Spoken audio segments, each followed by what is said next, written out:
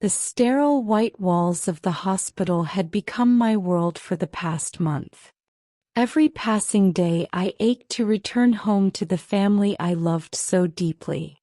The thought of Daniel's warm embrace and Liam's laughter was the light at the end of the tunnel.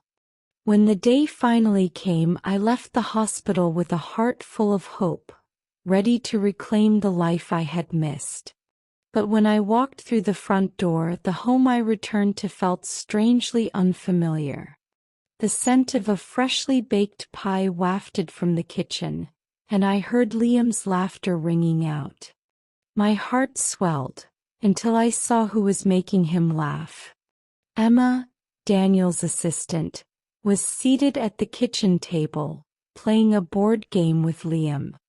Her hair was perfectly styled, her smile dazzling, and her laugh rang effortlessly through the house. Liam was beside her, looking at her as if she had hung the moon. "Liam," I called out, my voice trembling with emotion. "Mommy's home." Liam looked up, his face brightening for a brief moment. But instead of running to me like he always had, he turned back to Emma. "Emma, it's your turn," he said, completely ignoring me. My chest tightened. I looked at Daniel, who stood leaning against the counter, sipping coffee and watching them with a relaxed smile. "I missed you," I said, my voice soft, almost unsure. Daniel glanced at me and gave a brief smile. "We missed you too. Emma's been amazing while you were gone." The words stung. There was no warmth in his tone, no relief at my return. I swallowed the lump forming in my throat and tried to tell myself it was just my imagination. That evening at dinner, Emma served a beautifully plated casserole. Liam devoured it with enthusiasm, singing her praises with every bite. "Emma, this is so good. You're the best cook ever," he exclaimed. I tried to join the conversation. "I can cook tomorrow," I offered. "Maybe your favorite spaghetti?" But Liam wrinkled his nose. "That's okay, Mom. Emma's food is better." The words hit me like a punch to the gut. I glanced at Daniel, hoping for support, but he only chuckled. "He's not wrong," he said. "Emma, you've spoiled us with your cooking." I forced a smile, but my appetite vanished. It felt as though I was invisible at my own dinner table. In the days that followed, the gap between me and my family widened. Liam clung to Emma, seeking her out for everything. When he needed help with homework, he ran to Emma. When he wanted to play, it was Emma he called. One afternoon I found him drawing a picture. I sat beside him, hoping to connect. "What are you drawing, sweetheart?" I asked gently. "It's me and Emma at the park," he said without looking up. "She said she'd take me tomorrow." My heart sank. "Maybe I can come with you?" I suggested, hoping for an invitation. Liam hesitated, then shrugged. "Well, Emma's more fun than you, Mom. She plays with me and doesn't get tired." I tried to stay calm, but his next words broke me. "I wish Emma was my mom. She's prettier and nicer and makes yummy food. She never gets mad at me." The tears I had been holding back spilled over. I turned away, hoping he wouldn't see my pain. "I love you, Liam," I said quietly. "I hope you know that." "Yeah," he mumbled, already absorbed in his drawing again. "But Emma's the best." That night I confronted Daniel. Sitting in the dimly lit living room, I poured out my heart. "Daniel, I feel like I've been replaced in my own home." He sighed, running a hand through his hair. "That's not fair, Olivia. Emma stepped in when we needed her. She's been nothing but helpful." "Helpful," I echoed bitterly. "Liam prefers her over me. He even said he wishes she were his mom." Daniel avoided my gaze. That's just a phase. You've been gone for a month and Emma's been here for him every day. And you? I asked, my voice trembling. Are you replacing me too? You look at her like she's the perfect solution to everything. Daniel frowned. You're overreacting. Tears streamed down my face as I realized how distant he had become. The man who once held me close now defended another woman at my expense. The final blow came a week later. I walked into the living room to find Emma sitting on the couch, laughing at something Daniel had said. Liam was curled up beside her, looking at her with the same adoration he once reserved for me. For the first time I felt like a stranger in my own home. I knew I had to make a choice. Staying silent would only deepen the cracks in my heart. One evening, I approached Emma as she organized a cabinet in the kitchen. "Emma," I said, my voice steady despite the storm inside me. "I need to talk to you." She turned, her smile as bright as ever. "Of course, Olivia. What's on your mind?" "I appreciate everything you've done," I began, my words carefully measured. "But this is my home. My family. And it's time for me to take back what I lost while I was gone." Emma looked surprised but composed. "I understand," she said, her tone polite. "If I've overstepped, I'm sorry." Her calm response only fueled my frustration. "It's not just about overstepping," I said, my voice rising slightly. "It's about boundaries. I'm Liam's mother. I'm Daniel's wife. Not you, and I won't let anyone take that from me." Emma nodded gracefully and began gathering her things. I thought her absence might bring peace, but I was wrong. That evening, Liam stormed into the living room, his face red with anger. "You made her leave," he shouted, his voice trembling. "She didn't do anything wrong and you drove her away." His words pierced me, each one sharper than the last. "Liam, I didn't." "You did," he screamed, tears spilling from his eyes. "I hate you. You are jealous about her. You are jealous that both Dad and I like her so much better than you. Emma was nice to me and you just made her go away. You should be the one leave, not her." I stood frozen as he ran to his room, slamming the door behind him. My hands trembled as I tried to steady myself. Just as I began to process Liam's words, I heard Daniel's voice from the hallway.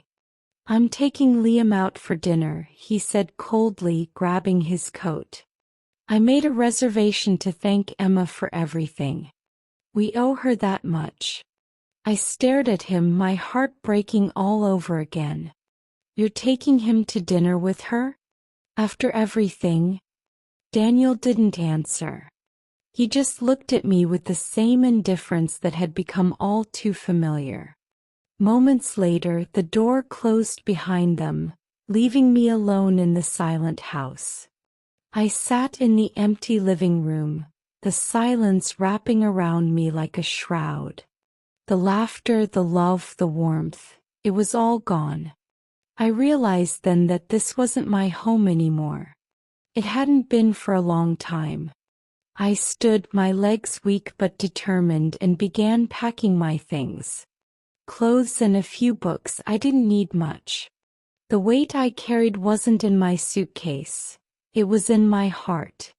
As I closed the door behind me, I left not just the house but the pain of being unseen, unheard, and unloved. I stayed at a hotel first and then found a small apartment near my work. I called my lawyer and asked him to send Daniel the divorce papers. It was over. A week later, I was shopping for groceries in the small store on the first floor of my apartment building. As I reached for a bag of apples, I noticed a little boy standing nearby, studying a carton of milk. He couldn't have been older than 10, about Liam's age. His clothes were clean but worn, and his eyes had a seriousness that didn't belong on a child. I watched as he carefully picked up a few more items, all simple ingredients. My curiosity got the better of me. "Are you shopping alone?" I asked gently. He looked up, startled, but then nodded. "Yes, ma'am. I need to cook for myself. My uncle works at night." "Where's your mom or dad?" I asked. His expression darkened and he looked away. "They're not here anymore. They died in the war." My heart ached for him. He reminded me so much of Liam, before everything fell apart. "What's your name?" I asked softly. "Omar," he said. I smiled. "I'm Olivia. It's nice to meet you." He nodded politely and went on his way, leaving me standing in the aisle with a strange mix of sadness and curiosity. The next time I saw Omar, he was shopping again, struggling to carry a heavy basket. I couldn't ignore him. "Omar," I called out, "would you like to have dinner with me tonight?" His eyes widened in surprise. "You mean at your place?" "Yes," I said with a smile. "You remind me of my son when he was your age. I'd like the company." After a moment's hesitation, he nodded. "Okay. Thank you." That evening I cooked a simple but hearty meal, something warm and comforting. Omar sat at the table watching me with quiet curiosity. As we ate, he told me more about himself. His parents had died in a war zone and his uncle Ollie had taken him in. Ollie worked in a bar at night, leaving Omar to fend for himself most evenings. I felt a wave of compassion for this little boy who had already faced so much. "Do you like living here?" I asked. He shrugged. "It's okay. Uncle Ollie's nice, but he's busy all the time. I miss my mom and dad." I reached across the table and squeezed his hand. "I'm here if you ever need anything, okay?" He smiled, a small, shy smile that tugged at my heart. As much as I liked Omar, I couldn't shake my curiosity about Ollie. What kind of man left a child to shop and cook for himself every night? I tried not to judge, but the questions lingered in my mind. It was a quiet Sunday afternoon when I heard a knock at my door. I opened it to find Ollie standing there, looking somewhat hesitant. "Olivia," he said, holding a small bouquet of flowers in his hand. "I wanted to thank you for everything you've done for Omar. He speaks so fondly of you, and I know you've been helping him more than I ever could." I smiled, touched by his gesture. "It's nothing really. Omar's a wonderful boy." Ollie glanced behind me and noticed the half-assembled bookshelf in the corner of my living room. "Are you building that yourself?" I laughed sheepishly. "Trying to. It's not going well." Ollie stepped inside. "Let me help." For the next hour he worked steadily, tightening screws and adjusting the wooden panels. Watching him, I felt an unexpected sense of ease, as though the weight I had been carrying had lightened just a bit. The following weekend, Ollie invited me over for lunch. Their apartment just below mine was modest but cozy. What stood out most were the piano and violin in the corner. Omar ran to greet me, his smile lighting up the room. Ollie prepared a feast: savory stews, fragrant rice, and fresh bread. The flavors were incredible, each bite a testament to his skill in the kitchen. After lunch, he walked over to the piano. His fingers danced effortlessly across the keys, each note flowing from him like a whisper, soft yet full of meaning. The dim light in the room reflected off his hands, creating a warm glow that seemed to match the deep richness of the music. His posture was relaxed but graceful, his body swaying ever so slightly with the rhythm, lost in the melody as though it were part of him. There was a quiet intensity in his expression, his eyes half closed as he lost himself in the music, yet every movement was filled with purpose and control. The way he played wasn't just skillful, it was magnetic. Each chord resonated in the room, sending waves of emotion through the air. It was as if the music itself was an invitation, drawing you closer to him, leaving you mesmerized, captivated by both his talent and the effortless charm that surrounded him. When the final note faded, I couldn't help but ask, "Ollie, what do you do for work?" He hesitated before answering. "I used to be a conductor. Music was my life. But the war..." He paused, his voice heavy with emotion. "The war took everything. Here no one will hire me as a conductor.